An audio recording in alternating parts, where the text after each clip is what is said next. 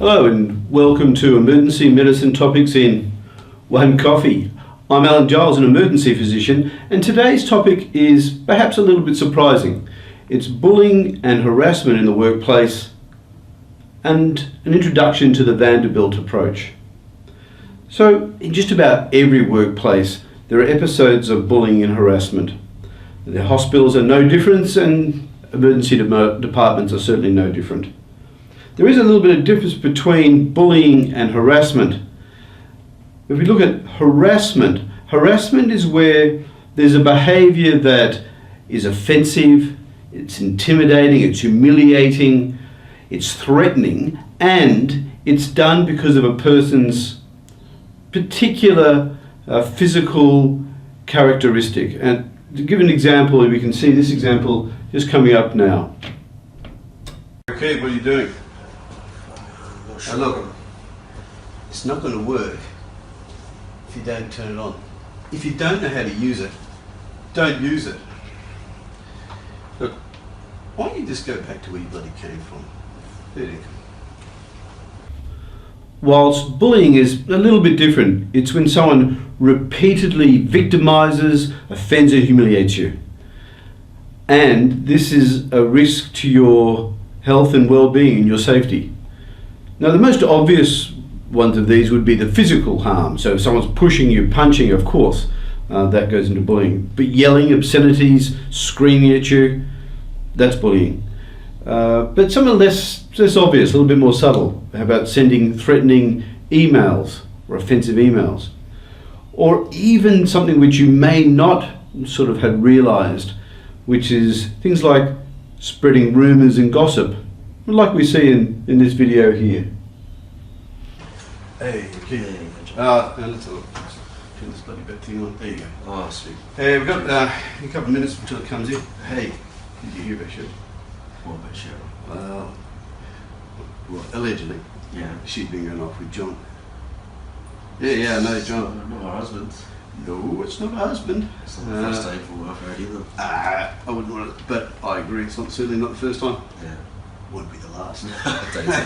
Anyway, let's get the stuff together in a couple of minutes before recess comes in. Okay, you happy? I'm ready. Fantastic. Let's go. So, in medicine, if you reflect on your time in working in an emergency department or in the hospital generally, almost certainly that you've either been the victim of some bullying or harassment or you have witnessed it done to others.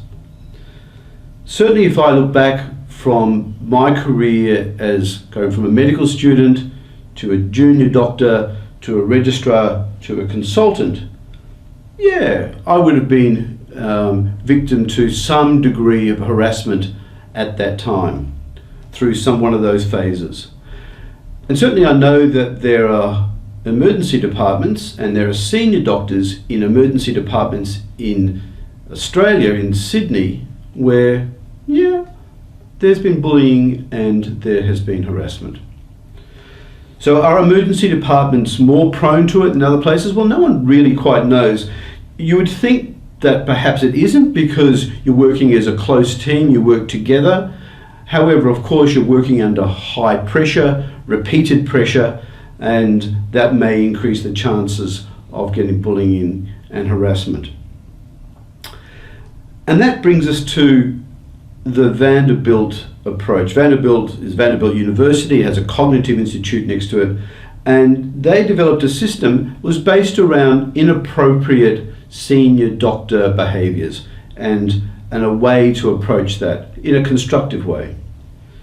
So the core part of it is that there is an anonymous platform where if you see something inappropriately done that you think might be bullying and harassment, say, I started abusing a cardiology registrar in the middle of the emergency department. I wouldn't do that. However, say I did, then chances are a number of people will anonymously put onto this framework that they've witnessed this inappropriate action. So these are all go into the system and they are triaged by a group of staff who triage and look at it and say, well, this sort of inappropriate action we need to address. So if it was a senior doctor, say it was me and I did that, then there would be allocated specific senior doctors, senior nurses, senior other health workers that would come down, and one of them would tap me on the shoulder and have a chat. And essentially they would say, look, do you recall doing this? And let's talk about it, and let's reflect on what happened. But as part of that reflection, they say, look, what you're doing is inappropriate, and it doesn't reflect the core values of the institution. And this is important, it's the core values of the institution. It's not just that they've got a phrase up there, we care, patients first, quality is our number one priority. They actually follow through on it, and they will alter the behavior of those that are doing something inappropriate. So what happens when this occurs? Well, 80% of people who get tapped on the shoulder and have a chat, it never occurs again. They never have another episode where they come to anyone's attention. Mind you, remember that this is only a small number of people that you're starting with. Most people never get tapped on the shoulder. Not surprisingly, about 13% need to go to their inline manager and have a more serious discussion. And that leaves a smaller percentage where you have true disciplinary hearings and dismissals. And that's important. It's important that you actually say, well, if you need to be dismissed repetitively doing inappropriate behavior, we're going to do it. So let's go locally. In Australia, most famously following the tragic death of one of the nursing staff at Royal Melbourne Hospital, they brought on a Vanderbilt approach.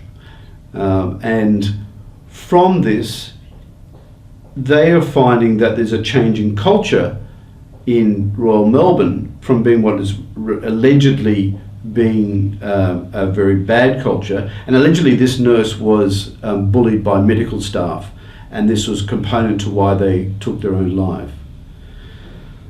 One thing I just want to go back on is does it work? Yes, it decreases the amount of bad behaviour, especially in senior doctors. However, interestingly, they also get improved quality outcomes. So Vanderbilt hospitals, and there are a number that have taken this on in the States, get better quality outcomes. They get shorter length of stay, they get better specific quality outcomes in their hospital. So the insurance people in the States love it. Okay. Look, I think that'll just about do for bullying and harassment, and just a brief introduction to the Vanderbilt approach in one coffee. Cheers. I'll see you next time.